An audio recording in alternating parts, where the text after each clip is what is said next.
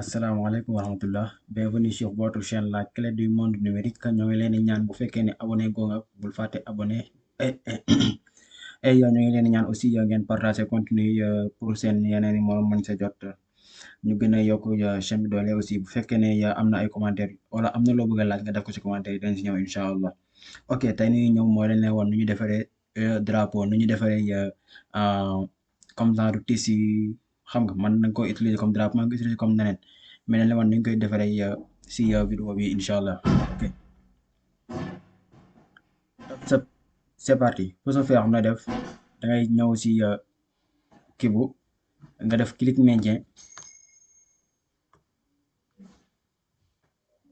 da nga gis yeneen yi nga jël exemple plan soo jëlee plan yaa ngi gis mën nañoo utiliser ko moyen Z ok après ñu diminuer ko ba mu am sous forme boo xamante ne nii comme drapeau exemple après mën nañu xool waaye sous forme drapeau comme exemple après mën nga créer beneen objet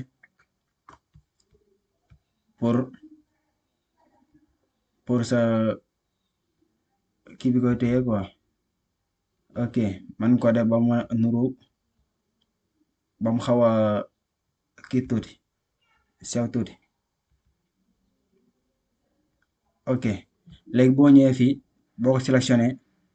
na def da ngay ñëw nga rendre ko modifiable fii rendre modifiable nga cliquer foofu noonu boo cliquer si rendre modifiable pare da ngay ñëw nga jël outil sélection bi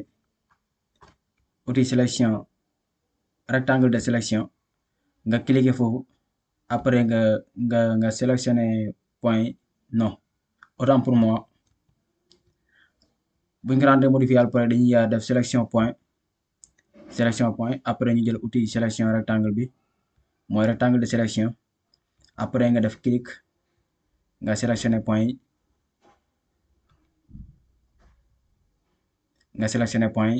yaa ngi gis boo sélectionner point pare na def da ngay ñëw fii nga def clic droit si plan clic droit après da ngay ñëw fii ñu def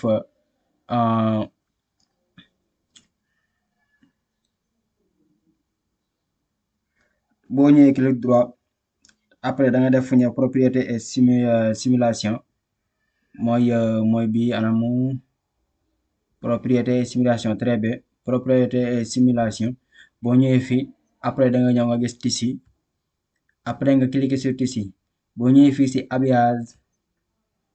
habillage da nga gis fu ñu def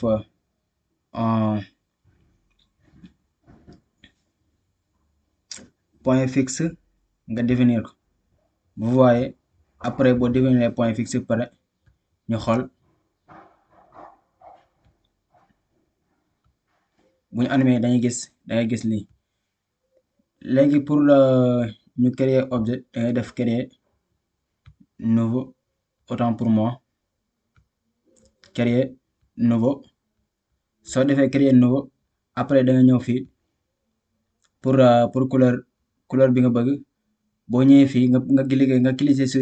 si da nga gis benn kii bu ouvrir encore nga ñëw texture après da nga ñëw fii nga def charger une image pour nga mën si def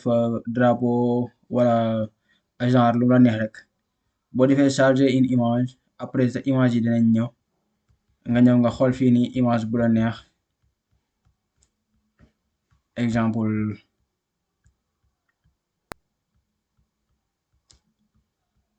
drapeau Sénégal ok exemple nga ñëw jël drapeau bi nga def ouvrir soo defee ouvrir après dina la laaj nga def oui après drapeau bi dina ñëw léegi da nga ñëw jël drapeau bi nga utiliser ko comme couleur après da nga gis ne utiliser drapeau comme couleur et ici mën nañoo utiliser couleur bu la neex nga def ko mu nekk couleur comme bi léegi bu ñu defee play on va voir yaa ngi gis on aura ça mais dañuy dindi kii da ngay ñëw fii nga def objet nga ñëwaat si objet. Ok, après da nga gis ne kii dañ na. Vous voyez comment il est simple. Léegi mën ngeen jël seen temps ngeen defaraat ko temps ngeen defaraat ko ba mu gën a baax et lii lañ ñoom indi leen tey et après dañu leen wan ni ñu koy enregistrer dans les vidéos à venir. dañ def vidéo spéciale bu fekkee ne soxla ngeen ko wala ngeen xool suñ vidéo yi njëkk yi amoon na si et la clé du monde numérique moo ngi leen ñaanal ñu yendu ak fanaan ak jàmm.